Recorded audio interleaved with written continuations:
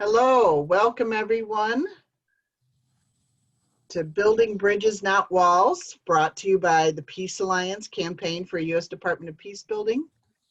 Get you a little bit better background at my house here. I'm a member of that committee. We've got a couple of other members on the screen right now, and you'll meet some more this morning. We're so glad that you could join us today. It's an exciting array of speakers who are builders of bridges of peace. While attendees continue to join us, we've had quite a few registrations, over 240. Let me just take a few minutes to briefly overview our day together before we begin the first segment. I'll also address some Zoom housekeeping instructions. Some speakers will have Q&A today in their segments and some will not. We have disabled the chat room and we're going to put everything through the Q&A tool only. We're asking people to monitor keeping their microphone off so that we don't have to correct that for you. And there's the raise your hand tool and the Q&A if you want to communicate with us at any time or during the Q&A segments. It'll be up to each speaker whether they welcome people to raise their hand during their presentation. So we've been organized into 3 segments, 1 hour and 45 minutes each. So about 6 hours we'll be together. So sometimes peace building is a test of stamina. We'll have 15-minute breaks between segments 1 of 2, and we'll stay on 15 minutes or longer for anybody at that point who might be interested in general Q&A or a discussion. For anybody who joined us on the phone, *6 is muting and unmuting, and if you want to raise your hand, that's a *9. And again, I appreciate everybody keeping themselves on mute unless you've been called upon through the raise hand tool or if we ask you to speak during the Q&A. All right, the 3 segments we have is why peace building in a Department of Peacebuilding. And then segment number 2 will start at 2 p.m. Eastern. It's a beloved community and peace building. And then segment number 3 is at 4 p.m. Eastern. What the world needs now, infrastructures for peace. The same link will work throughout the day. We'll keep the Zoom room open during breaks, so you can just leave it open. We're recording now, and we will be recording the entire day except during the breaks. We in the Department of Peacebuilding Committee strive to hold our meetings in the spirit and intent of the beloved community. Dr. King's beloved community exhibits agape love, which, as the love of spirit operating in the human heart, seeks to preserve and create community. One of the practices we enjoy is a brief connection exercise before we begin a call or a meeting. So we're going to invite you to join us on that now as people continue to join the call with us. So let's take a pause, take a deep breath. We're going to take 3 deep, slow breaths in with slow exhales. Imagine that each inhale and exhale is going through your heart. Place whatever cares or considerations you have on your mind right now on a shelf and focus on the gift of the speakers who are joining us today. Feel your heart opening and connecting with the others on the call. All beings are precious members of the beloved community, and all are included. May we hold everyone here in the highest regard as we explore the ways our speakers have and we can build bridges, not walls. So let me tell you a little bit about the first segment we're going to begin shortly, why peace building in a Department of Peacebuilding. It includes an overview and information about the Department of Peacebuilding bill and campaign, a recorded message from our current co-sponsor, Congresswoman Barbara Lee of California, and live segments with former Congressman Dennis Kucinich and Rita Marie Johnson of the Connection Practice. To continue the opening of our day together, please welcome Nancy Merritt of the National Department of Peacebuilding Committee and the Department of Peacebuilding lead in the Peace Alliance Leadership Council. Nancy. Well, thank you all for being here. Today we pause to honor our ancestors from all nations, red, yellow, black, and white. We are in deep gratitude for those who came before us, We're thinking today about so many, including Ruth Bader Ginsburg, Congressman John Lewis, the hundreds of thousands who have lost their lives to COVID, and countless individuals who've lost their whose lives have been taken or diminished by violence.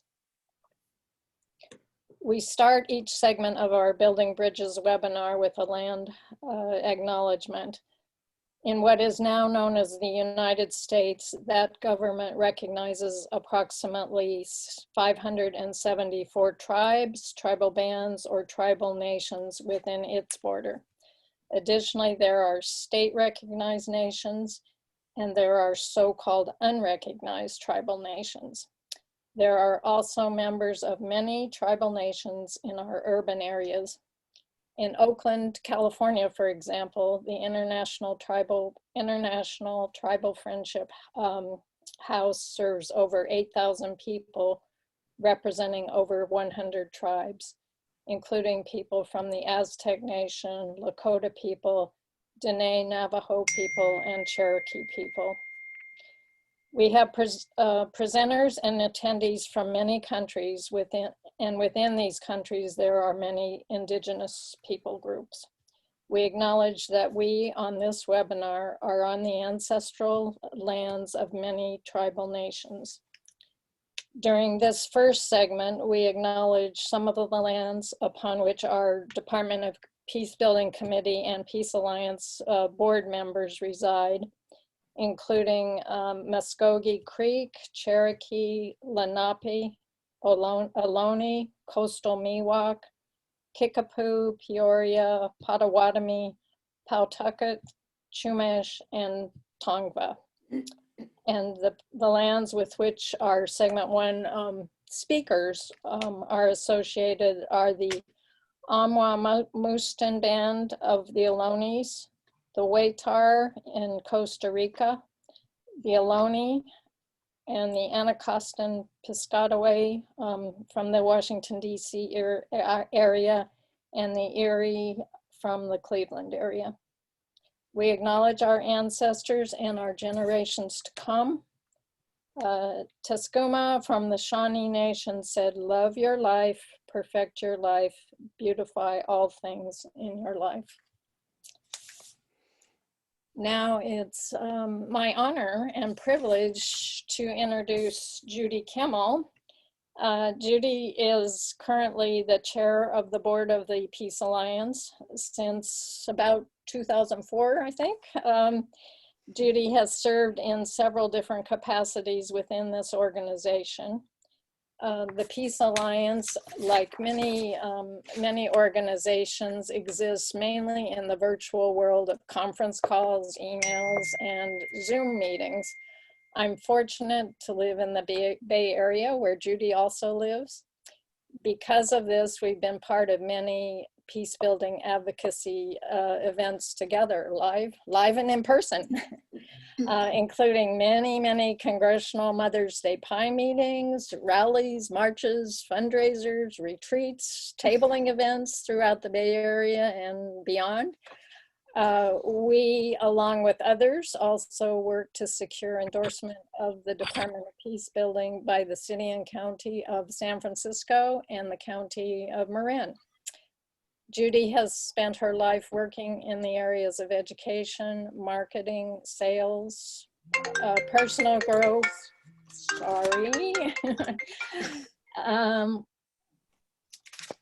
personal growth, education, and involved with nonprofit organizations. So I'll turn it over. I thank you, Judy, and I'll turn it over to you. Thank you, Nancy. And back at you, I'm honored to be introduced by Nancy, who has been a warrior, which is the wrong word, but in many ways the right word, now that we're honoring our Native Americans for peace for as long as I've known her, and we go back a long way. So thank you, Nancy, and everybody who was on this call. While we were before launch, we were on, and there was a gentleman from France on, and I know there are people from all over the world who are on this call, not only just the United States. And I think of ourselves as a grand global community. And we're very privileged. Actually, I feel very privileged to be part of that grand global community. And it's a grand global community that's really working toward peace. So, and recently, obviously, the news of this weekend and the last few days has been, for me, I can speak personally, shaking and unearthing in so many ways, with homes on fire in California, and the passing of Ruth Bader Ginsburg, and so many things that seem to be coming up that seem currently and in the day and in the moment as crises, and have a certain sense of foreboding. But I know, and from knowing the people who have worked very hard on this event, our wonderful Department of Peacebuilding committee, who's done the yeoman share of all the work to get this going, that their intention, and certainly my intention is, and I know the speaker's intentions of all the people that I know that are speaking today, is to inspire us and to uplift us and educate us, and to inspire us to continue pieces of legislation like the Department of Peacebuilding legislation that we're going to be talking so much about in this first segment. And when you look at the list of speakers we have today, they are all fascinating people, have their own very unique perspective on the work we are all trying to accomplish, which is to bring into existence a peaceful, nonviolent world.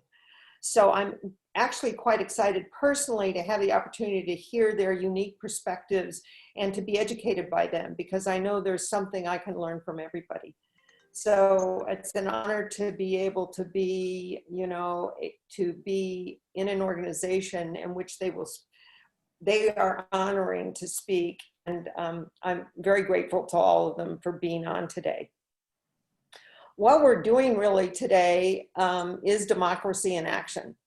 One of the important parts of democracy is building community and building agreement amongst a larger group of people. And certainly what we'll be doing today will demonstrate that in so many ways. The work we do as an organization in advocating, coming up with a slate of legislation every year that we advocate for, and particularly our visionary piece of legislation that has always been inception with this organization, and even previous, as we'll probably hear about the history, really the thing that always inspires me about all these pieces of legislation is the reminder that the solutions are there, and that what we're doing is trying to manifest the solutions on a larger scale. So the opportunity is a positive one, one in which we can advocate with our representatives and senators and friends and family in a positive, enthusiastic way, with no sense of need to be feeling like we're spreading negativity or polarity or divisiveness, but rather finding and searching for common ground. So I'm really pleased to be one of the many people on the they are leads like Nancy is for Department of Peace, or the fabulous, unbelievable, as I mentioned at the very beginning, Department of Peacebuilding Committee, which is really the group that has been responsible for producing today and the next 2 days of advocacy. I'm also grateful for our supporters and our network database, our take actions, and call their senators and do the types of work that we need to do to really transform this country and this world into a world of peace and community and global heart. So thank you all for being here, and thank the many people that will be joining us, and thank you to our speakers, and thank you, this wonderful Department of Peacebuilding Committee that's put this on. And as I said, I'm just honored to be a small part of the whole shebang. So I'm looking forward to the day, and I guess I'm turning it back over to you, Karen. Yes? Nancy, Oh, Nancy, sorry, Nancy, back to Nancy. worries. Okay, thank you. Okay, Thanks, Nancy. thank you, Judy. Yeah. Next, I'll talk a little bit about how and why I got involved with Department of Peacebuilding, and I'll do a bit of an overview of the Department of Peacebuilding. I have always been absorbed in history and politics and peace and justice issues. In 2002 and 2003, my world was pretty filled up with work as a civil rights paralegal and with my sons, one of whom started college in New York City just a week before 9/11. His school was 1 or 2 miles from the World Trade Center and was a post to hopefully reunite victims and their loved ones. I was also commuting back and forth between San Francisco and Denver, Colorado during my mom's 2-year battle with bile duct cancer. Maybe that's why I missed it. On July 11th, 2001, exactly two months before the World Trade Center fell, Congressman Dennis Kucinich introduced legislation to create a Department of Peacebuilding. This was the first modern day American bill to recognize and combine national and international peace building and peace. During 2002 and 2003, as I said, I was a bit preoccupied with life, but it also occurred to me at that time that we need a Department of Peacebuilding in this country. Apparently the cosmos thought so too. In 2004, I returned to California after taking part in election protection poll watching, poll watching in Philadelphia. 2 days later, I learned about the Peace Alliance and its Department of Peacebuilding conference in Berkeley. I was going to go to the conference for 1 hour. I ended up staying for the weekend, and to this day. The short version is that we are one world. To survive and thrive, we have to build peace on earth and peace with the earth. We have to do this for our children and for generations to come. A Department of Peacebuilding is about building bridges, not walls. There's a whole adage that together with all nations, we protect both life and land and hold the earth. And for me, that is what peace building is about. During this overview of the Department of Peacebuilding, we'll talk more about its history, the legislation, why a Department of Peacebuilding, and other peace-related legislation. There's currently a bill in Congress calling for establishment of a cabinet-level Department of Peace, H.R. 1111. This bill is sponsored by Congresswoman Barbara Lee from California and currently has 37 co-sponsors. It has been assigned to the House Committee on Oversight and Reform. A Department of Peacebuilding will analyze causes of violence and promote conditions of peace. Its primary purpose is to reduce and prevent violence domestically and internationally by facilitating a culture of peace and justice in families, schools, commerce, communities, governments, between nations, and with nations. It will promote a culture of peace as a strategic policy objective.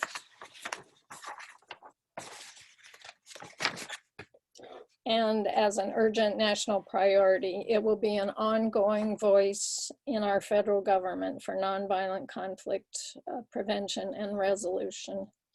We sorely need an ongoing voice for this.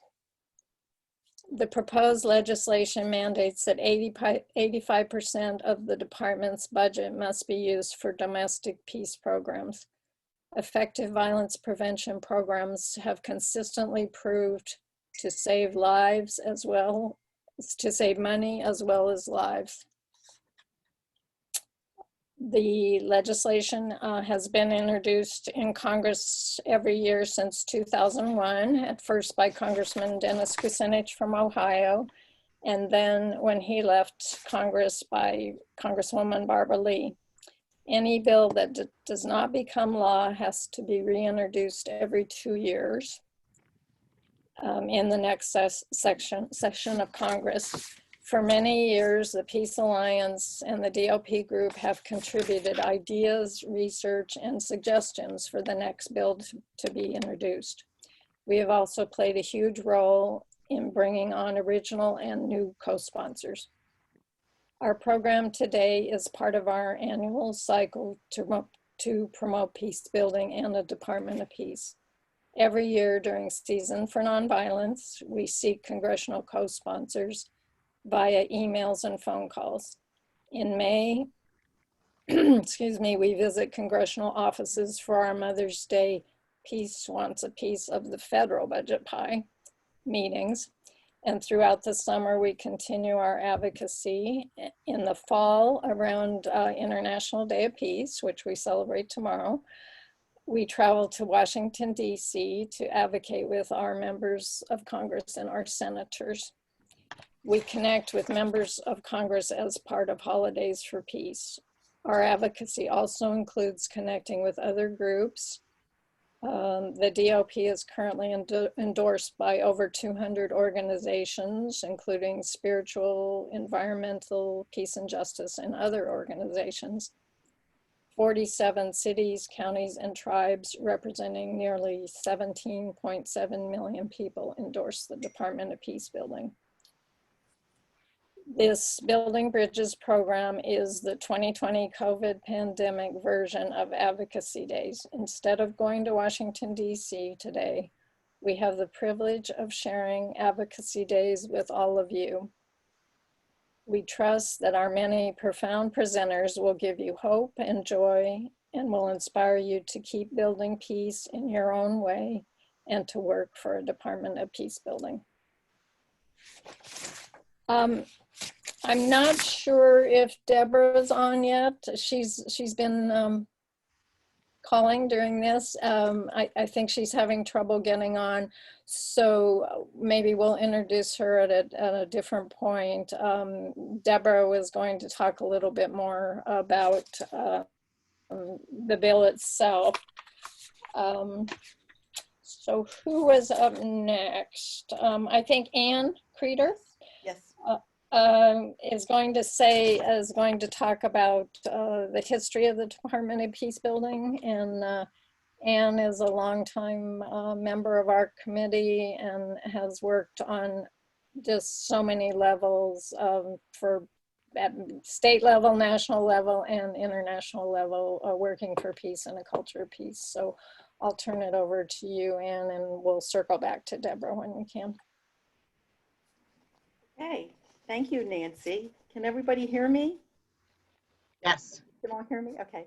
So I'm going to talk to you about why I work for a Department of Peace with this fascinating history. I've been an earnest proponent of spiritual politics since attending a workshop in 1995 with the inspiring authors of their book, Spiritual Politics, Changing the World from the Inside Out. That book by Corian McLaughlin and Gordon Davidson has impacted my life even to this day. Most particularly though, during the 2000 Bush-Gore presidential campaign, when they convened a unique spiritual politics conference in Washington, featuring great spiritual leaders together with politicians, I knew that I had to be there. Among the exciting speakers was Mary Ann Williamson and Representative Dennis Kucinich, who talked of a draft bill he was planning to introduce in Congress to create a Department of Peace. I was captivated upon reading that draft bill he handed out because it spoke to my Quakerism. I had become a convinced Quaker after the Vietnam War because of its peace testimony, which emphasized putting one's faith into practice. Plus, as a social worker by profession, I ascribe to the social work culture, code of ethics in which working for peace is clearly stated. I knew then my calling was to do what I could to promote that bill. Advocating for it with a motivational Dot Maver at the Peace Alliance became the perfect spiritual political way for me to put my faith into practice. Plus, it was my ethical responsibility as a social worker to do so. And I've been doing it ever since.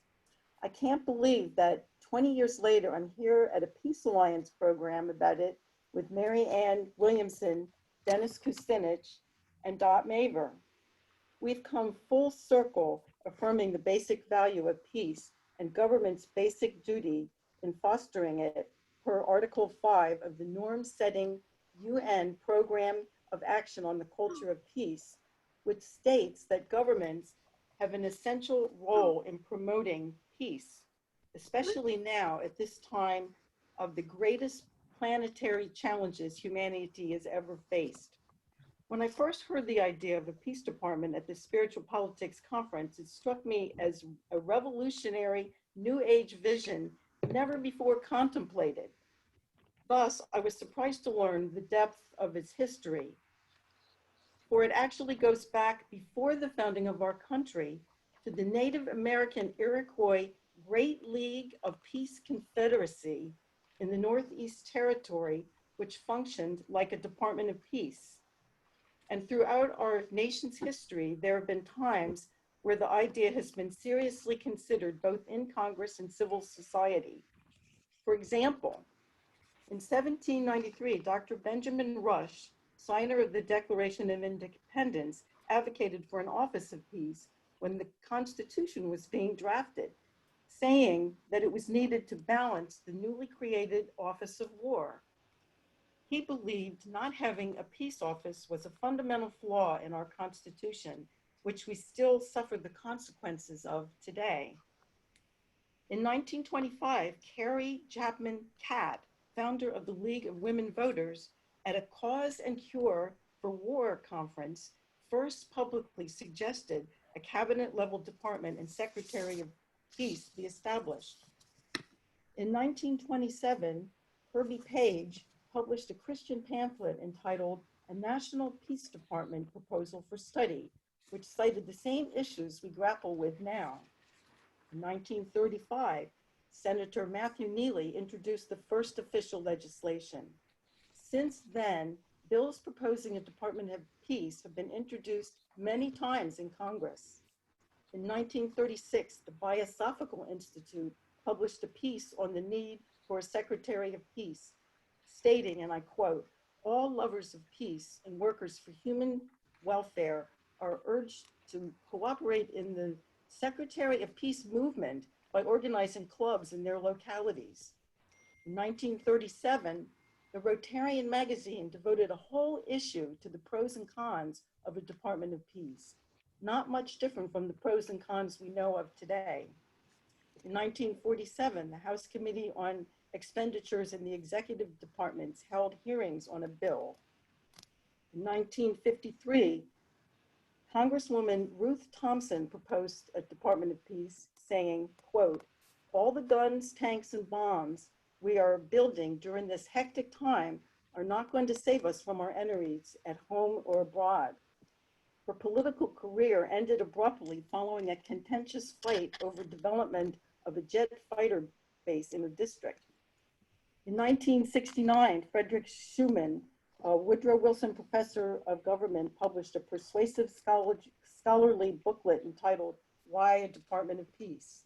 Also in 1969, perhaps the most popular peace act to establish a cabinet-level new department was introduced by Senator Vance Harkey to, quote, "develop plans, policies, and programs designed to foster peace and coordinate all U.S. government activities affecting the promotion of peace." It got much bipartisan support because of the Vietnam War then. Then finally, July 11th, 2001, Representative Kucinich introduced the first iteration of the bill in recent times. It's been revised and reintroduced in each congressional session since then. Representative Barbara Lee became its sponsor when Representative Kucinich left Congress. And Bernie Sanders was one of the few original co-sponsors of that bill, which is what motivated me to become a Bernie delegate at the 2016 Democratic Convention. In conclusion, I believe this history shows that the concept of a peace department has been well seasoned over a long time, thus is ready now for activation. Our current all systems breakdown is crying out for new common sense, evidence-based systems to break through to the culture of peace. Let us correct our founding fathers' basic flaw in the Constitution by finally balancing the Department of Defense with the Department of Peacebuilding. It is long overdue time now to awaken to the necessity of establishing it to bring lasting peace in our new normal post-COVID world. And so with that, I believe I am to introduce Kendra Mott, who will be, who's been a long time dedicated advocate for peace, the Department of Peace with the Peace Alliance, and we'll be talking about basic information of the legislation. So with that, I turn it over to Kendra. Hey, thanks, Anne. And we get ready every year to advocate with our members of Congress, either calling by phone or in-person meetings. We always prepare facts, figures, and meaningful quotations and heartfelt personal stories that maybe will stay with them. And so for this year's Advocacy Days, we prepared some talking points. And one of them stays on our series, which is the US has been at war for 220 of the 244 years since our founding in 1776. I mean, that's something that is very depressing and educational.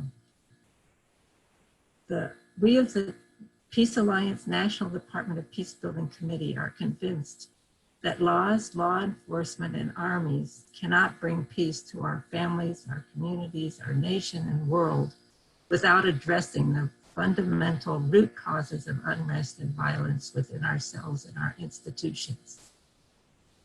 Some people say that we already have the State Department to promote peace, but we, and while we support the peace-building efforts of the State Department, we say that funding of foreign militaries and diplomacy that involves arms training is not peace-building.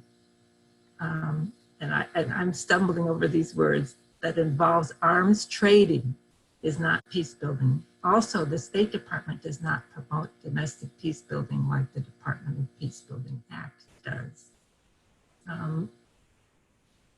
When it comes to war, we support the military, definitely. And I'm an Army brat, daughter of a military veteran. But we want to improve, we want to build peace instead of always using war as our response to problems. So the good news is what we try to share. The good news is that peace building works, and more Americans are agreeing with us about its importance. For instance, when we started talking with legislators a few years back about restorative justice, many of them had never heard of what that was. They had not heard those words. But now, restorative justice programs have bipartisan support because they have been proven effective and save taxpayer dollars. With the movements that are going on in our country today, Me Too, Black Lives Matter, and more, Americans are increasing their understanding of systemic violence. all these reports also enlighten us about who essential workers are. And many of them are in low-wage jobs, like the agricultural workers in the fields, or the people that work in care facilities with the elderly and disabled. So it's all of this is bringing us together and in new ways, and also enlightening us about the inequities in healthcare, banking, wealth, and housing. And education has changed. We now have many programs, peace building programs, starting in kindergarten all the way up. And we have more and more peace and conflict studies programs offered at US colleges and universities. We're at about 293 in the United States today. Americans, as a result of all of this increasing awareness, Americans are demanding change, transformational and cultural change, the very change supported by a US Department of Peacebuilding. And this cabinet level department would propose, promote, and facilitate field-tested solutions to the problems of domestic and international conflict. The other thing that's very impressive to me is that researcher and Harvard professor Erica Chenoweth reported that nonviolence resistance was twice as successful as armed resistance and resulted in more stable democracies with less chance of reverting to civil and international violence. In short, she says, nonviolence works better than war. So these are just a handful of the talking points that have been posted on the Department of Peacebuilding page at the peacealliance.org website. And why I work for the Department of Peacebuilding is that it's so many reasons. When I was a kid, like many girls, I wanted to be a cheerleader. And as I got older, I got involved in many protests, and I was tired of protesting. I was tired of being against. And now I've gotten my dream, childhood dream. I am a cheerleader. I'm a cheerleader for peace building. And all of the work that we do is fun, challenging, exciting. We see change, and we learn so much. And all of this has helped me to become a better person. We feel like until we have a Department of Peacebuilding, and even afterwards, we need to be the Department of Peacebuilding. So that's why I work for it. And I wanted to give some other people a chance to say why they work for a Department of Peacebuilding. And I know that Geraldine is on the line. Is she available? Geraldine? Yes, I'm here. Would you like to say why you're working for a Department of Peacebuilding? Well, why I became involved is I've been working on women's rights for decades at this point. A friend of mine had read a book by Marianne Williamson that looked very interesting to me. And a couple of weeks later, she came by and she said, she's speaking at the annex. Shall we go to dinner and go hear her speak? So we went, and Mary Ann was talking about the upcoming conference in Washington, D.C. This is in 2005. The more Mary Ann spoke, the light bulb went off in my head about, this is a solution to end violence against women, which has long been at the forefront of what I've been wanting to accomplish for many, many years. So I went, and just to check it out, but became very, very involved with working, for establishing a U.S. cabinet level Department of Peacebuilding. and continue to do so. And it's great to be working for something that is so long overdue. It's so needed, you know, to end the violence in this country and to be able to bring peace for all of us, to be able to focus on taking care of each other and Mother Earth. So I'll stop there. If that answers your question, Kendra. Thank you so much. And I understand that Deborah is on now, and I wonder if, Deborah, you would like to speak both about the offices of peace and about why you work for Department of Peacebuilding. Deborah, you might need to hit *6 to unmute yourself. Okay. I work to bring about Department of Peacebuilding because of the spiritual nature of the bill, and I encourage everyone who has not done so to read the bill, and they can understand more about what I'm talking about. That really touched me back in 2005. And I'll go more into one of the spiritual aspects is the multi-discipline aspect of it. And and that's represented really in the 7 offices. So the 7 offices of HR 1111 are as follows: Office of Peace Education and Training, Office of Domestic Peace Building Activities, Office of International Peace Building Activities, Office of Technology for Peace, and Office of Arms Control and Disarmament, Office of Peace Building Information and Research, and Office of Human Rights and Economic Rights. And the blend of offices is really, it compromises the heart of the multidisciplinary approach around the themes of peace building. Thank you, Deborah. So glad you could join us. And Thanks. I would like to now turn it over to Fernando, who has become an invaluable member of our team. He's is an intern, and I'd like to say why he works for Department of Peacebuilding. Yes, hello everyone. Even though I have been working with the building, with the Department of Peacebuilding for a very short period of time, I'm very happy and pleased that I had this opportunity because I believe in peace. Because war only brings destruction, pain, and suffering to everyone, including those that we call enemies at the time. Why do I work for DOP? Because being kind, being nice takes a lot less energy than war. I believe in the crusade.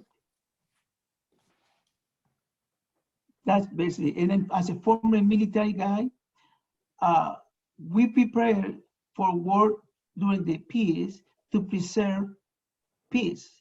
War is always the last resort, and hopefully we'll be able to prevent those in the future.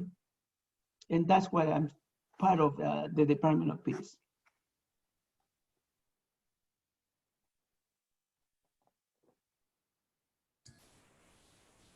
Thank you. Karen, or Kendra, back to you. And I'm going to thank you for Fernando and for all your hard work. And I'm turning it back to Karen. Okay. All right, Nancy created a slideshow for us, so we're very pleased to be able to share that with you right now. So let me pull that up for everybody.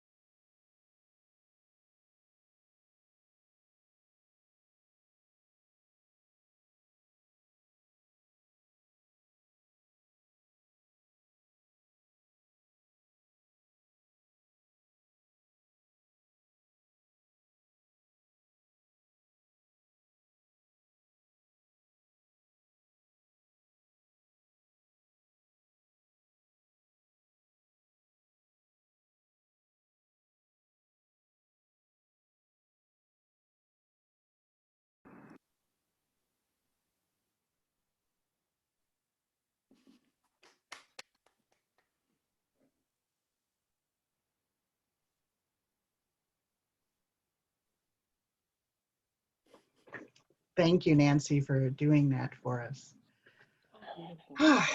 And now why I work for the establishment of a U.S. Department of Peacebuilding. So much during our work, I witness miracles that happen in people's lives when they learn peace building tools and practices. The connection practice we'll hear about later, restorative justice, nonviolent communication, restorative circles, the places I've gone in the name of the campaign and being the change I wish to see in the world, the people I've connected with, the tears and joys we've shared. After the first moment, there's my dog piping in, he likes, you know. There is movement in the neighborhood. After the first moment of divine connection with the campaign, it's these continuing moments that keep me here. The eventuality that with diligence and persistence, someday everyone will have access to the trainings and tools I have found. I was journaling back in the early 90s, and I asked the question, is world peace possible? The answer came in the form of an image. And long story short, after I read the bill in 2005, I sat back in awe and thought, this is that picture in the form of legislation. I can talk now, we're a little bit out of order, but I might as well go ahead and just mention that we have other peace building legislation, a document on the website on our Department of Peacebuilding page that you can take a look at. Each year, a couple members of our committee compile or update a list of this legislation. And as usual, most or all of the bills on the 2020 list involve issues that would be addressed by one of the undersecretaries of the Department of Peacebuilding. So I won't read them all, but I want to list a couple. We certainly included the Voting Rights Amendment Act 2019 and the Violence Against Women Reauthorization Act of 2019. There are 2 pages of bills, some that have passed the House and are in the Senate. The resolution that Representative Lee will refer to in her message that we'll show you shortly is also on the list, proposing a Truth, Racial Healing, and Transformation Commission. And again, you can find that list on our website. And now Nancy would like to take the spotlight. Well, I don't really want to take the spotlight, but I'm really happy to introduce a film that Rita Marie Johnson has provided for us. She sent a wonderful poem by Lao Tzu that says, if there is to be peace in the world, there must be peace in the nations. If there is to be peace in the nations, there must be peace in the cities. If there is to be peace in the cities, there must be peace in the neighborhoods. If there's to be peace in the neighborhoods, there must be peace in the home. If there's to be peace in the home, there must be peace in the heart. Now we'll show a video that speaks to creating peace in the heart and the home, where we all know that peace must start.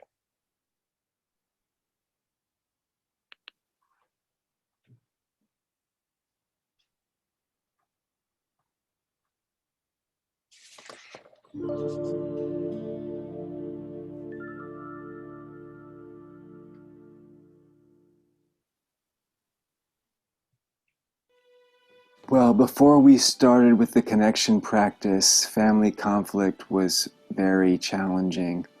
And there were a lot of instances where it just escalate to all kinds of yelling and screaming and even violence a few times.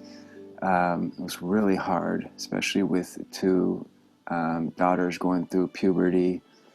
This was one of the first times that I saw the power of the connection practice, and we were at the dinner table, and my older daughter and my wife were just going at it, yelling and fighting, and really uncomfortable, and we were just all trying to kind of get them to quiet down. Asha got up from the table, and she was kind of standing there looking just really hurt and confused, and then she just disappeared. And then eventually we got up from the table, and I walked into the living room, and I saw that she had brought the connection board out onto the coffee table, and she had put all her feelings on the board and her needs, and then she had written with the dry erase marker, "Mama and Papa, please look at this."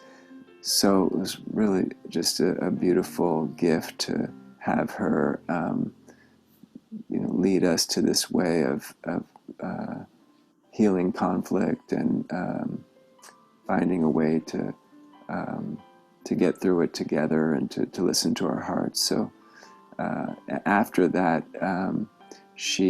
in that moment, she transformed from this young girl who was confused and fearful and angry into just this beautiful free spirit where she was singing and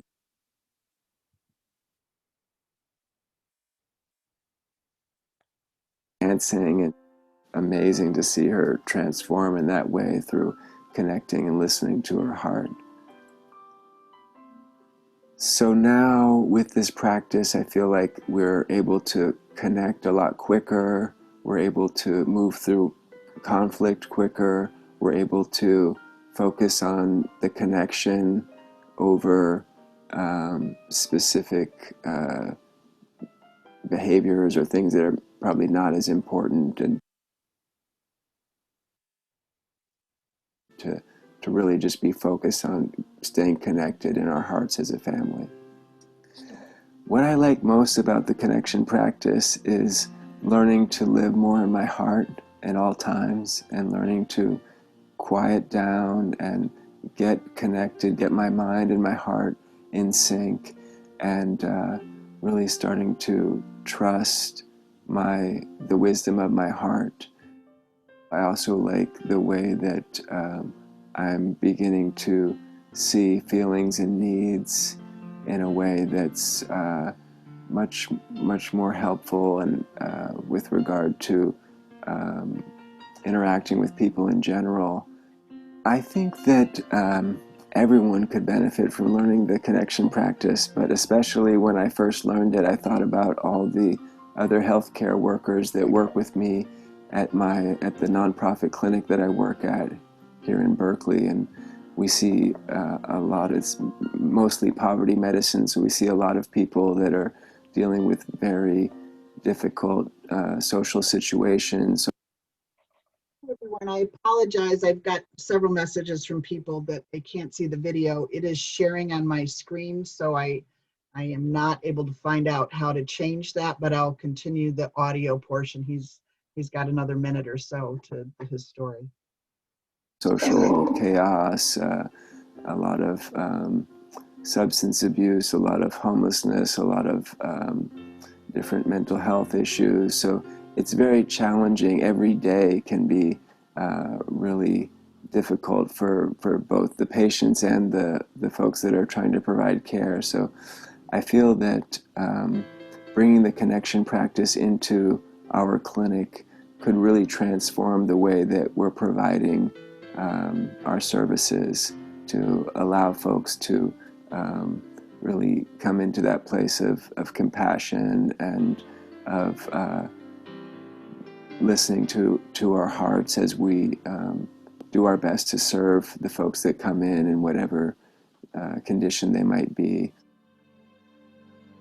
This practice has the power to really unite people and to allow people to really focus on their hearts, because when you're in your heart, violence and conflict is really not helpful, and we can feel and know that and see that, so that we can begin to live in balance again, in harmony with each other, with the planet, with the animals, with all of life. So I'm very grateful for the connection practice.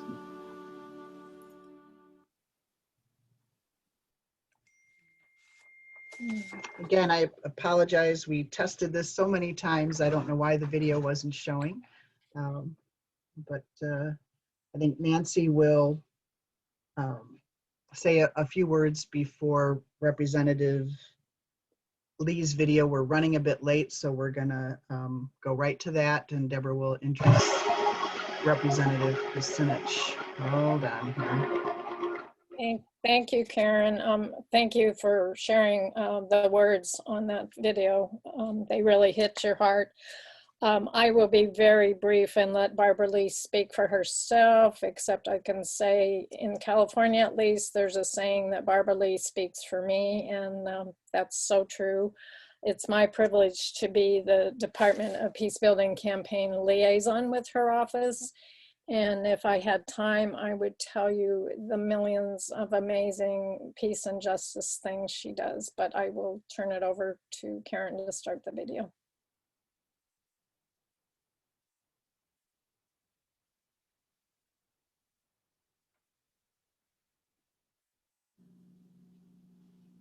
Hello, I'm Congresswoman Barbara Lee, and I proudly represent California's beautiful 13th Congressional District, which includes Oakland and Berkeley, California.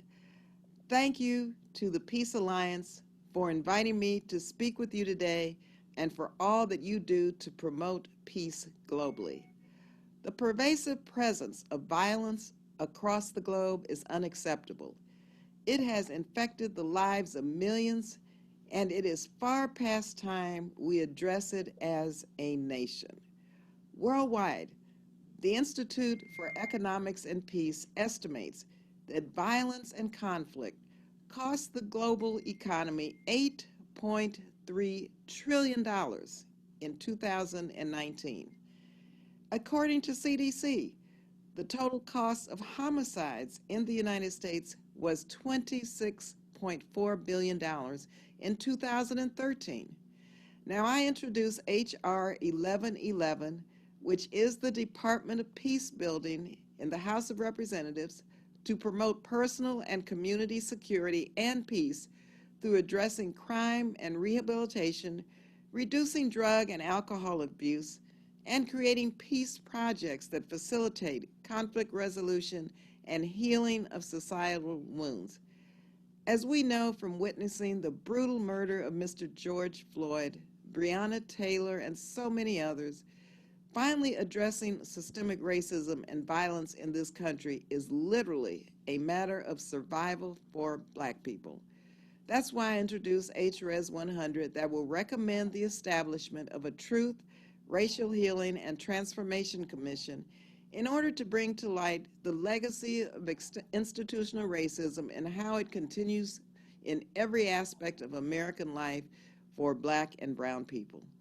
In order to address global violence, we must dismantle systemic racism and the violence against people of color.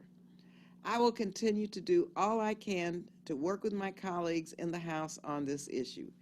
Thank you again for your time. It's been great being with you.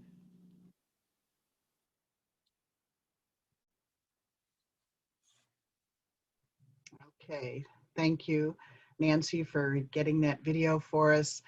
Deborah, if you could unmute now using *6. I've heard from Representative Kucinich. He is with us and ready to start.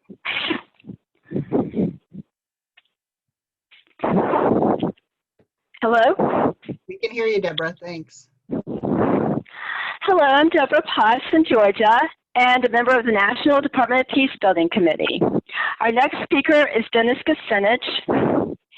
Dennis Kucinich served in Congress representing the Cleveland, Ohio area from 1997 to 2013, at which time he introduced the first of the 20th century Department of Peace bills in 2001 and reintroduced the legislation through 2012.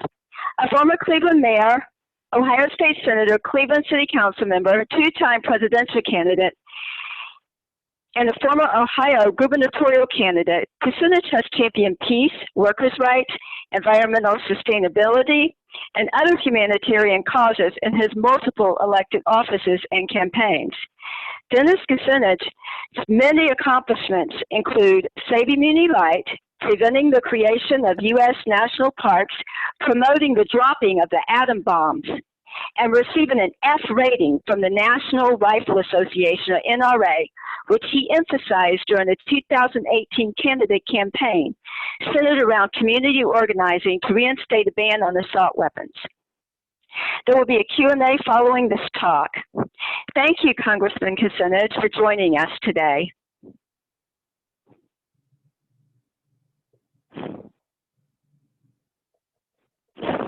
Congressman Kucinich, okay, you can unmute yourself there. Great. Hello. Hello, welcome. Can you hear me okay? Yes, we can hear you now. Thank you. Okay. Thank you, Deborah, and thanks to all of you who have created this Peace Building Advocacy Days. When we go back to July the 11th, 2001, and look at the distance that we've all traveled individually and collectively in the cause of elevating a peace consciousness and peace action nationally, you understand that there's much that has been accomplished and, of course, much to be done. So I want to thank each and every one of you who was present in the Capitol on July the 11th, 2001, 2 months before 9/11. When you think of how this great idea that we brought forward could have been so helpful to our country, could have taken our country away from these ruinous wars that we became enmeshed in, could have helped to temper the pulsation of violence, which is moving through American cities stronger than ever. You can understand the potency of the idea of a Department of Peace, and now with Barbara Lee's grace, the Department of Peacebuilding. I want to thank Barbara Lee for continuing the effort with HR 1111. This idea that started to blossom with your help came as a result of my reflection on all the wars that had taken place in the 20th century. Over 100 million people perished in wars from this war consciousness. And so what we're attempting to do is to create the transit from a consciousness of war, of violence, to a peace consciousness. Now, before I went on, I was listening to one of the presenters talk about how bringing the principle of connecting to peace into the workplace and into one's occupation. It's essential we do that. When we talk about peace, it must be concrete. It cannot be some nebulous idea that we're all for, but nobody really knows how to define it. What we have done is to, with each and every one of our efforts, is to make peace building tangible, practical, to show what a program looks like if we're actually standing for peace. To look at our cities today is to understand the necessity of our collective focus on where we live, on looking at the level of gang violence, gun violence, the racial violence, the police community clashes. Over 19 years ago, that legislation anticipated the necessity of having programs that we work with at a local level. And so our work locally becomes urgent to try to find a way to reconnect the need for public safety, and at the same time have people from the community play an active role in helping to shape what that looks like. We need to address the issue of gangs, which are taking over many urban neighborhoods and creating in neighborhoods virtual shooting galleries. This cannot be addressed by looking the other way, by hoping it's going to change, but strategies in law enforcement have to be brought into play with a peace consciousness. Now, this is not an easy challenge, but it's one that has to be met.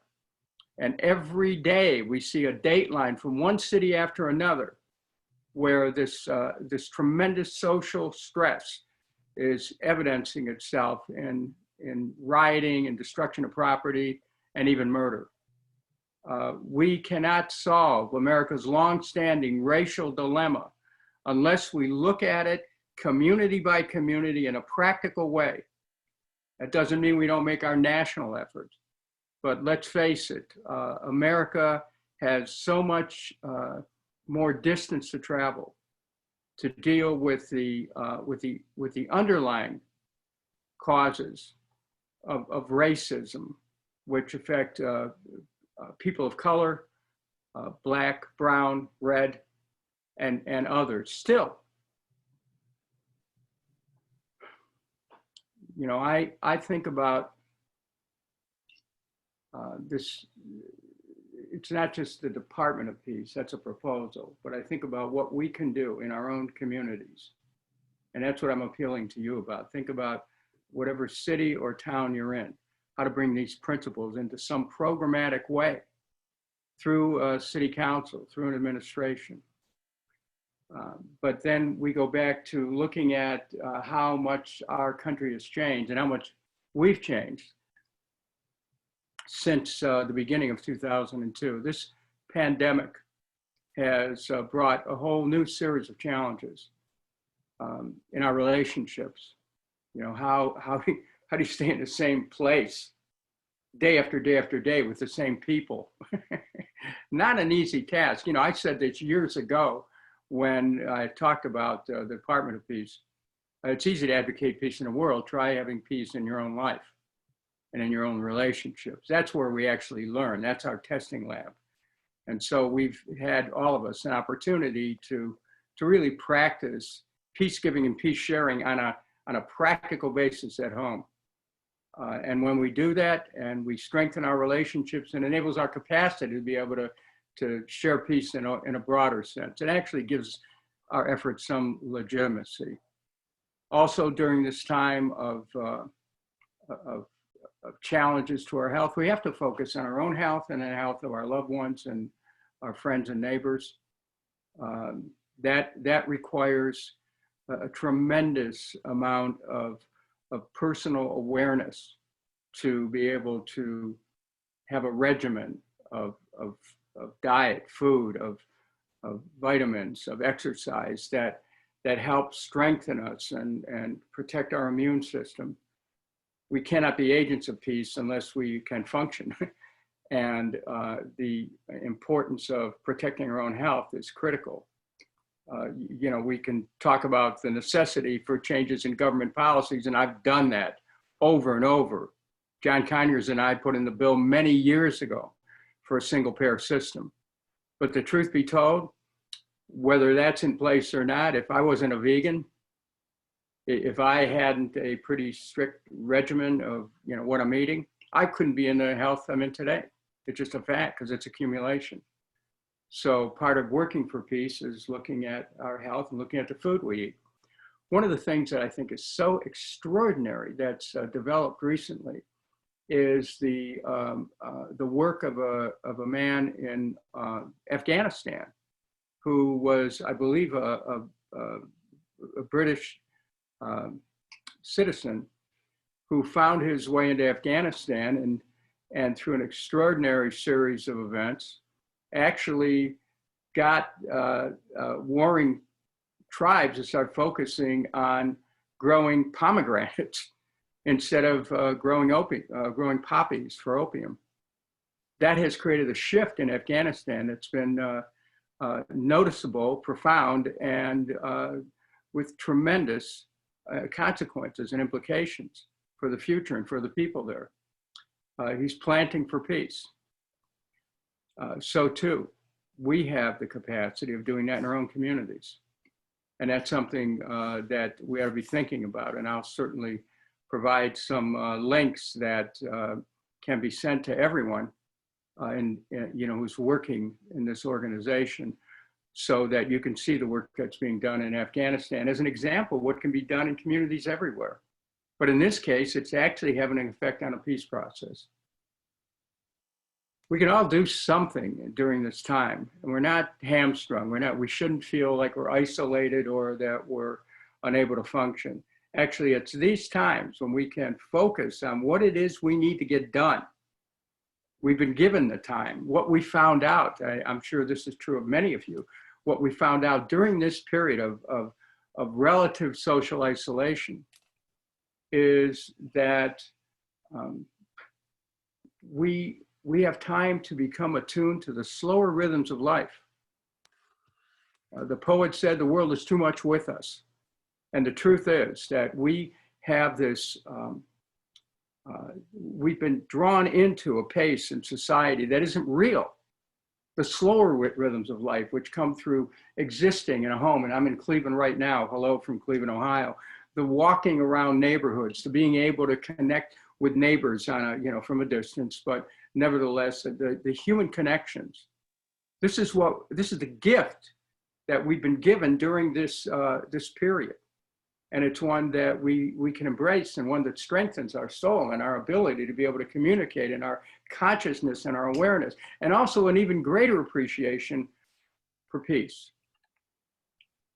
So thanks to each and every one of you who has, who started this journey together in 2001, who have continued to not just talk the talk, but to walk the talk, to show that you can keep advocating, that you can keep challenging members of Congress to stand for peace, that you can continue to keep the peace consciousness and that pulsation of peace building around the country and around the world. I'm so grateful to have had the chance to help give this a good push and a start. And I'm available to you to continue to do that. And because I'm so grateful that you've made this commitment to keep this idea not just alive, but to help it grow, and to show that we can, in fact, create a better world through our thoughts, through our words, through our deeds. Love you. Thank you. Thank you, Dennis. Thank you, Dennis. I know we've already got one question in the Q&A, and people can add other questions if they like. We have a question: how can we appeal to members of Congress today to support peace building in the Department of Peacebuilding? Well, I think it should be easier, actually, because you just focus on what's happening in their community. You could take an atlas of the United States and point your finger at almost any city, and something has happened there in the last, either recently in the last few years, that has been a flashpoint. This is where it becomes practical. So you match the challenge in a geographical area with what peace building means relating to that area, being very specific. We have to show members of Congress that this is practical and timely. We cannot solve the violence in our cities with violence. We cannot do that. And that's been part of the problem. It's always another way to act. So, the importance of making peace building a practical activity cannot be stressed strongly enough. Because we're all for peace, whatever that is. We're for world peace. You have beauty pageants, which, are another story. But one of the questions that was asked for many years, one of the contestants would inevitably answer that what they wanted to do was peace. Well, everyone wants world peace, but you know what? Start locally. And that's why, we can help members of Congress understand they shouldn't be supporting these incredibly expensive military budgets. Want to defend our country, but this has gone beyond ridiculous, the kind of spending that goes for the so-called Department of Defense. There's a whole connection that keeps of agencies and departments that have kept America at war for generations. We need to put members of Congress to test on that question, and at the same time focus locally. Great, thank you. Yeah, we tend to hear more citizens being concerned that there's so much going on that the members of Congress might not be in a place to listen, but when we have meetings, they're listening, and prevention is so key here. Just a couple more things from Q&A. We have someone who gives you greetings from Argentina, Diana, Eugenio. And also we have one more question that will probably be it so that we can get to the next section. How do we retain a sense of hope as we advocate for peace when so much war is happening in the world? Well, in an ironic way, Voltaire many years ago when he wrote Candide, spoke about cultivating one's own garden. Now, in some ways, he was being satirical because he was looking through Candide at a world that that was at the least problematic.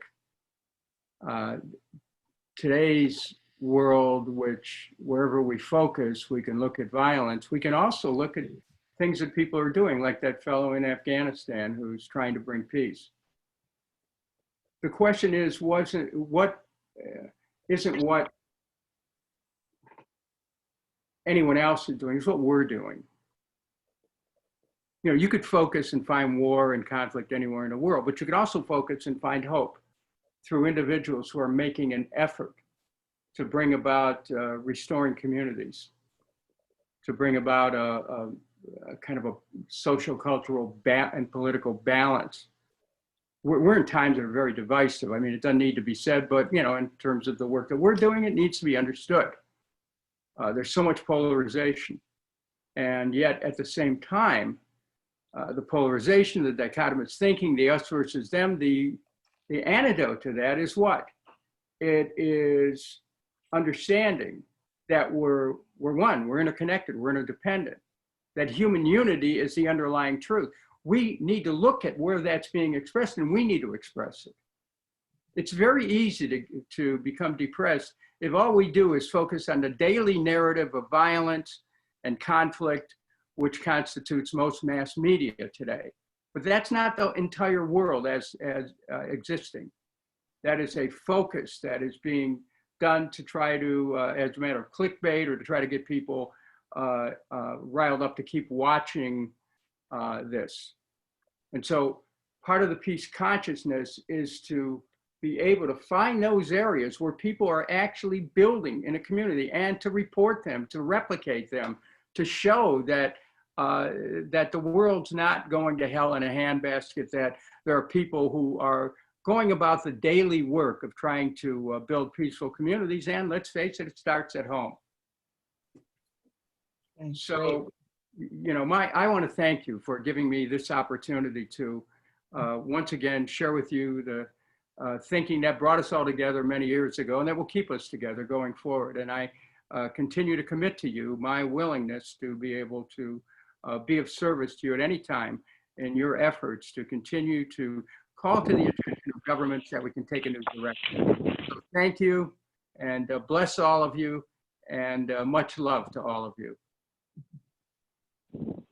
Thank you. Thank you. Deborah, do you want to say anything here? Yes, thank you so much, Dennis, for such an inspiring talk. Yes, take care. Thank you. And now we will hear from Nancy Mayers, who will introduce our next speaker. Thank you, Dennis. You're always an inspiration to all of us. I'm very, very happy to introduce Rita Marie Johnson. I've been fortunate to have many connections with Rita Marie over the years, starting in about 2005 when she was a guest speaker at a Peace Alliance conference in Washington, D.C. I participated in a workshop of hers in Walnut Creek on teaching peace. And she's been a guest on our California Department of Peacebuilding monthly calls. And we actually have mutual friends who attend the Unity Church in Walnut Creek and travel to Costa Rica for a seminar that Rita presented when she was living there. She lived in Costa Rica for several years and was instrumental in legislation that resulted in a Ministry of Justice and Peace in Costa Rica. Rita Marie and her trainers worldwide help adults and children resolve inner turmoil and outer conflicts using the connection practice. Rita has created this social emotional skill, which she taught at the United Nations University for Peace, and it won the Ashoka Changemakers Innovation Award. Her book called Completely Connected is an Amazon bestseller. And over 100,000 adults and children in the US, Costa Rica, Japan, and other countries have learned the connection practice. Dennis and the bill talk about peace building at all levels. Now I give you Rita Marie Johnson to share her experiences of working for peace at all levels through the connection practice. And thank you for being on, Rita Marie. Thank you, Nancy, for such a lovely introduction. Hello, friends. I do consider you all friends, all of us peace builders working for peace. And, you know, many of us have been doing this for many, many years. And when we're able to get results, when we're able to make some real progress, it's so thrilling, isn't it? When we make some real steps forward, it's thrilling. But have you ever wondered why peace building is a long, arduous road? Yesterday, I Googled the words arduous road to peace. I found 5,580,000 references to that phrase, arduous road to peace. So I was amazed at that. But, you know, when you think about it, the synonyms for arduous are things like laborious, exhausting, demanding. I don't know if any of you feel that way, that it's, as you've worked for peace over the years, that it's been that challenging, but I know that it can be. So let's think for a minute about why. Why is peace building known as arduous? Well, I think there's one primary reason, and that is that there's a part of our brain called the amygdala, the fight, flight, or freeze part of our brain, that is participating in brain waves every 12 to 100 seconds, essentially asking two questions. Am I safe? Do I matter? Am I safe? Do I matter? Now that statement has tremendous implications for us as peacemakers. And I'm going to repeat it for that reason. Think about this statement for a moment. The amygdala, the fight, flight, freeze response in our brains, is participating in brain waves every 12 to 100 times per second, essentially asking the questions, am I safe? Do I matter? Am I safe? Do I matter? Am I safe? Do I matter? Constantly. So there are valid reasons for the amygdala to sometimes come to the conclusion that I am not safe and that I don't matter. And that's why efforts like Black Lives Matter are so important, because they wake us up to the damage that we do when we don't value everyone equally. However, the amygdala has a positive intent. It is trying to protect us, but it often reacts irrationally. And we need its help when we truly don't feel safe, or when we need to stand up for ourselves to matter. But when it acts irrationally, it often gets in our way and hurts us more than it helps us. Because when we react from that irrational place, then it ripples out into tragic strategies for trying to get our needs met. Strategies like hurtful words, lies, greed, and violence. All of those come from a triggered amygdala. So both inner peace and outer peace too often get hijacked by the amygdala. And we've been dealing for a very long time with the consequences of that fearful voice without knowing how to efficiently and consistently turn it toward peace. And at the heart of it, isn't that the reason that peace building is arduous? Now, we know that there are many things that are arduous to shift toward peace. Economic injustice, racism, nuclear weapons, environmental destruction, and on it goes. But it seems to me that the source of these issues is that little voice in our heads asking, am I safe? Do I matter? And the fact that we haven't been able to do enough to help each other answer that question. Yes, I am safe and I do matter. So friends, with all that we've learned about how human beings tick, the science of our brains, our hearts, how we respond to life, do you think that we still must be hijacked by the amygdala so that the road to peace is so arduous? Or do we finally have enough know-how right now, enough know-how to help each other consistently feel emotionally safe and that we're valued? I think we do. I think we have enough know-how right now. So a few years ago, my nonprofit was having to make a new agreement with an organization that had been struggling. It was struggling financially, and we'd been partners with it. And now they needed to make a new agreement because of these financial struggles. And so I was assigned a man to meet with in order to forge this new agreement. So let's call this man Victor. So the first time that I sat down with Victor, he immediately began talking negatively about people that we both knew. And I was very surprised by that. And then Victor started going off, talking about all kinds of personal things.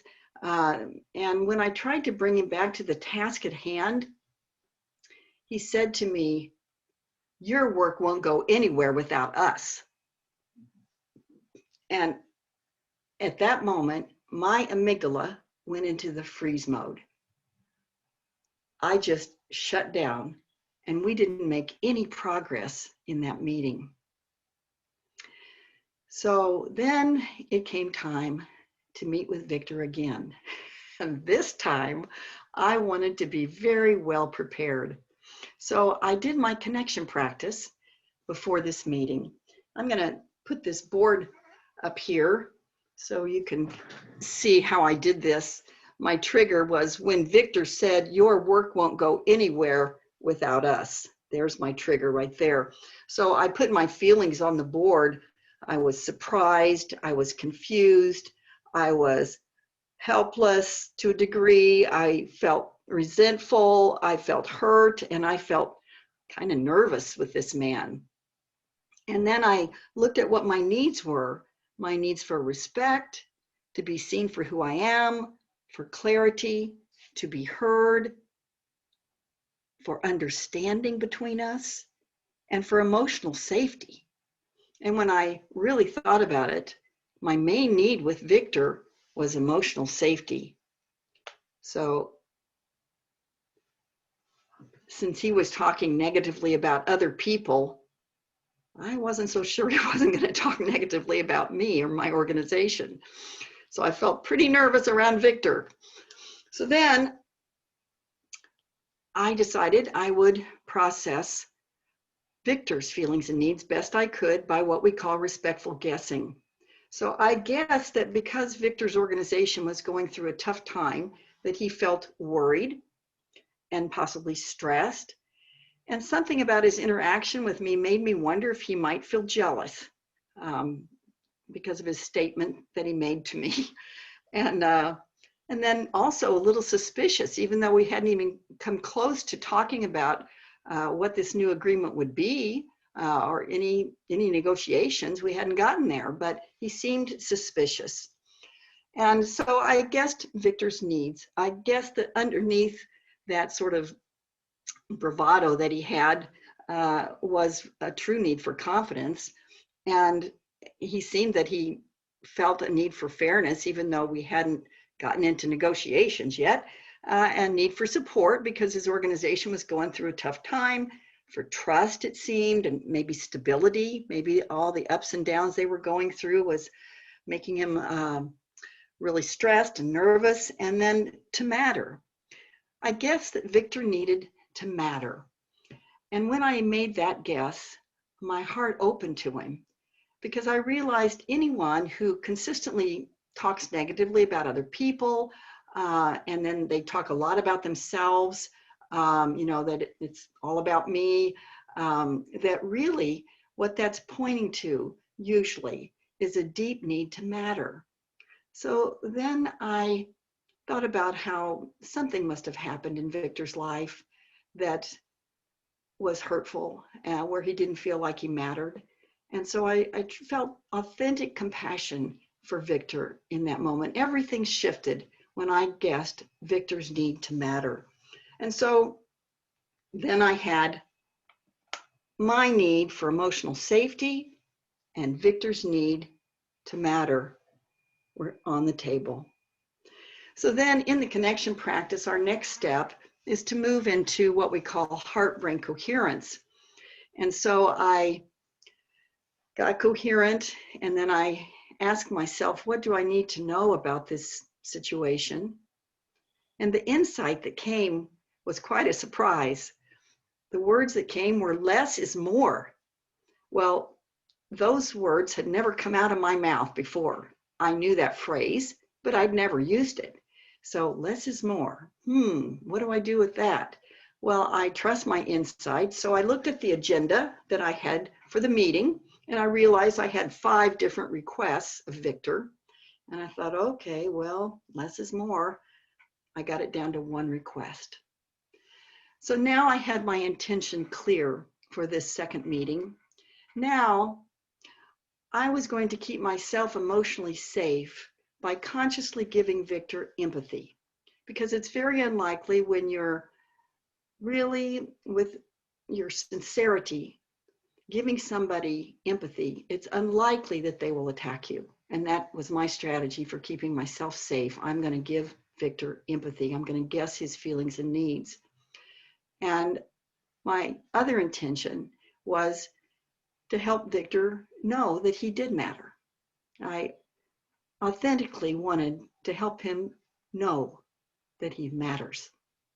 So when I sat down in the second meeting with Victor, he started once again talking negatively about people and talking negatively about his own organization, telling me all kinds of things that were going on.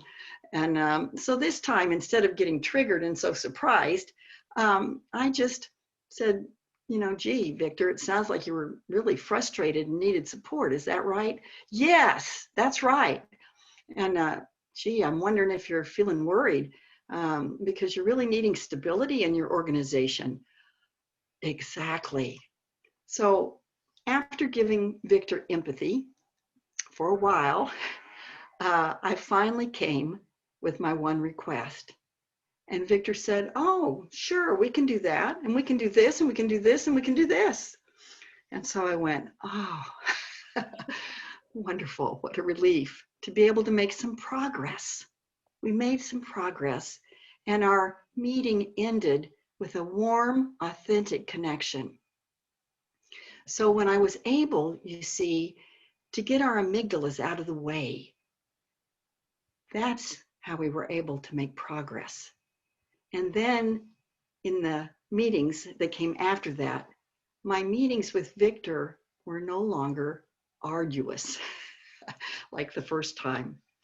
So I'd like you to imagine just sitting down with a congressman and having that kind of conversation, using your know-how to reassure his amygdala so that you can make some immediate progress for peace. In other words, once you reassure the amygdala and get that out of the way, then things start moving. Can you see it? Can you see yourself doing that? So in the United States, our political polarization often hurts our relationships with family members and friends. Is that true? Have you found that to be true? So I have a family member who has different political views than mine, and we tried to talk about it, and our amygdalas both got triggered, and we realized we had to just stop talking because we didn't want to say anything that we would really regret. We'd already almost gotten on that edge. And so then we made an agreement that we just wouldn't talk about anything political. But it was getting to the point where there was so much that I couldn't say to her that I really didn't feel authentic anymore in this relationship that mattered so much to me. So I wrote her an email asking if we could talk on Zoom and work this through using the connection practice, because she knows the connection practice too. So we got on Zoom and we began to sort out our feelings and our needs. And when it came right down to it, my need was for a shared reality and her need was for respect. And so we talked and talked until we got those two needs satisfactorily met. So they weren't met like 100%, like, you know, we're really, really joined around this, but they were satisfactorily met. And then we did the insight step. And her insight was, our love is far greater than politics. And my insight step was, this proves we are true peacemakers. So friends, we crossed the great divide. It's possible. We can do it, but we have to be careful to get our amygdalas out of the way. We can't do it if we're going to be triggering each other. We'll never get there. We've got to learn how to get those amygdalas out of the way. So in this case, you know, we once again felt safe with each other and we knew we would always matter. And we did not have to take a long, arduous walk to peace, as many families do who face these kind of issues. We didn't have to do that. We got the job done in one conversation. I'm just wondering how many of you have had those years-long issues in your families over things like this. So now I'd like to look at an example where a little know-how went a long way in Costa Rica. In my connection practice work in Costa Rica, I had a Costa Rican partner, Alexandra. And Alexandra and I were trying since 2006 to get our Ministry for Peace bill passed. And now it was 2009. We'd been working 3 years to get it passed. And there was one congressman who was blocking the bill and telling everybody not to vote for it. So Alexandra made an appointment to speak with this congressman. And as we were preparing for her appointment, we realized we had a lot of negative feelings about this man. And so we began to guess his feelings and needs. And one of the needs that we guessed is that he had a need for integrity around government spending. And that actually opened our hearts to him, because integrity is an important value to us. And so Alexandra thought about how she was going to go to this meeting and guess his feelings and needs, and also sincerely listen to him so that he would feel that he was emotionally safe and that he mattered. In other words, Alexandra knew her first task was to help him feel safe and valued. And then perhaps he would be willing to listen to her. And that's exactly what happened. She listened to him. She gave him empathy, understanding his feelings and his needs. And then he was willing to listen to her. And by the end of the meeting, he changed his vote. And that was the turning point in getting our Ministry for Peace bill unanimously passed in the Costa Rican Legislative Assembly. So you see, what was important was to first get those two questions of the amygdala answered. Am I safe? Do I matter? When we can be proactive in answering those questions, then we can make quick progress, immediate progress to the actions that will then create the conditions for all people to truly be safe and to be valued. But if we don't first address the source of the problem, this fearful little voice that sometimes reacts irrationally, if we don't get that addressed first, then we're up against a wall in trying to get the actions done that will create the world we want to see. And so, how can we apply this know-how to peace building today? What can we each do? Well, we can remember that each person that we talk to about infrastructures for peace has a part of the brain that is saying every 12 to 100 times a second, am I safe? Do I matter? Am I safe? Do I matter? Remember that first and be proactive in reassuring the amygdala of that person. Yes, you are safe and you do matter. And you can do that by preparing yourself first before any meeting to guess their feelings and needs so that you can get your own heart to open. And then when you're actually in the meeting, to give empathy, just subtly guessing what they might be feeling and needing, just to make it really clear and get a good, authentic connection going between you. And then, of course, there's the step of insight. That when you're able to move into a coherent state and listen inside, you can get your best ideas. You can find the clarity that you need to show up as your best self in these meetings. So by getting connected at this level, you're far more likely to be heard and then see some immediate progress for peace. Friends, we don't want a long, arduous road to peace, do we? When we look at our world, don't we see that we need a fast track to peace? Isn't that what we're yearning for? We want to make progress. And so we have the know-how today, right now, to turn peace building from this sort of mindset of being a long, arduous road to being an efficient, amazing peace train. You get the difference? The feeling of being on a really fast peace train. And let's all get on board with that by becoming masterful at reassuring each other's amygdalas, to be proactive all the time, to be communicating with our words and our actions to each other. You are safe and you matter. To everyone we meet, but especially when we are wanting to open people's minds, to start there, to reassure them, you are safe and you matter.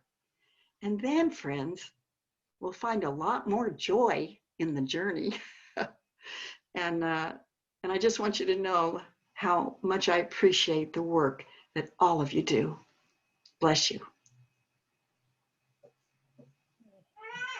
Thank you so much, Ruth. That everything you said touched my heart. While you were speaking, it reminded me, I just heard an interview with a law clerk who used to work for Ruth Bader Ginsburg, and she said that Ginsburg told her to, when they're formulating their opinions and their written written statements, to always consider the opposition and how they're feeling. She was a very wise woman. She was. Yeah, beautiful and we'll soul. miss her. Mhm. Thank you again so much for all you do. And I'll turn it over to you, Karen. Thank you, Rita Marie and Nancy. Just a couple logistical things. We're going into break. We went a little bit over, but so well worth it. Thank you all. So we're just going to leave the line open for those who want to stay, and we might be queuing up our next batch of speakers so that they can check their video and so forth, but we will resume on the hour. Thank everybody who participated and who listened in, and I'm sorry we don't have time for Q&A. We did get a couple of thank yous in the Q&A box for you, Rita Marie, so you can look at those if you like. And again, we'll resume on the hour with the next segment. Thank you, everyone.